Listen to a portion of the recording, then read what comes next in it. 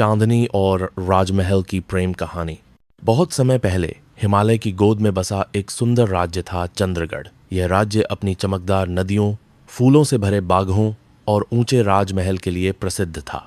इसी महल में रहते थे चंद्रगढ़ के युवराज आर्यवर्धन वीर, बुद्धिमान और करुणामय हृदय वाले। राज्य के दूसरे छोर पर स्थित था सूर्यपुर, जहां की राजकुमारी अनन्या अपनी सौम्यता, विद्वता और मधुर मुस्कान के लिए जानी जाती थीं। कहा जाता था कि जहां अनन्या कदम रखती थीं, वहां वातावरण स्वयं ही खिल उठता था।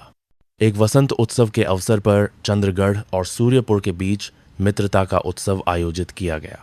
उसी दिन जब राजमहल का प्रांगण दीपों और फूलों से सजा था, आर्यवर्धन की दृष्टि पहली बार अनन्या पर पड़ी। वह पल मानो समय वहीं ठहर गया। अनन्या की आंखों में झील सी गहराई थी और उनके चेहरे पर शांति की आभा। अनन्या ने भी जब युवराज को देखा तो उनके हृदय में एक अनजाना सा स्पंदन हुआ।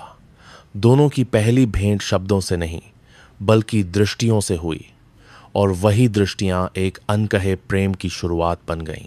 उत्सव के दिनों में दोनों कई बार मिले। वे राजमहल के उद्यान में टहलते, चांदनी रातों में संगीत सुनते और जीवन के अर्थों पर बातें करते। आर्यवर्धन को अनन्या की सरलता ने आकर्षित किया, जबकि अनन्या को युवराज का विनम्र स्वभाव भा गया।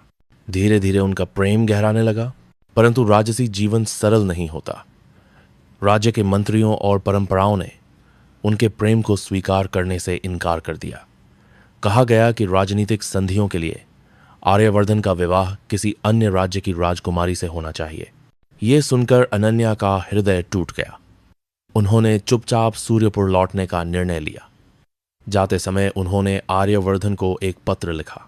यदि मेरा प्रेम तुम्हारे मार्ग में बाधा बने तो मैं स्वयं को दूर कर लूंगी, पर तुम्हारी स्मृति सदा मेरे हृदय में रहेगी।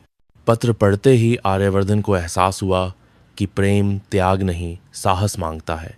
उन्होंने परंपराओं के आगे झुकने से इनकार कर दिया और अपने पिता से कहा कि वह केवल अनन्या से ही विवाह करेंगे, चाहे इसके लिए उन्हें राज सिंहासन क्यों न त्यागना पड़े। ये सुनकर राजा स्तब्ध रह गए।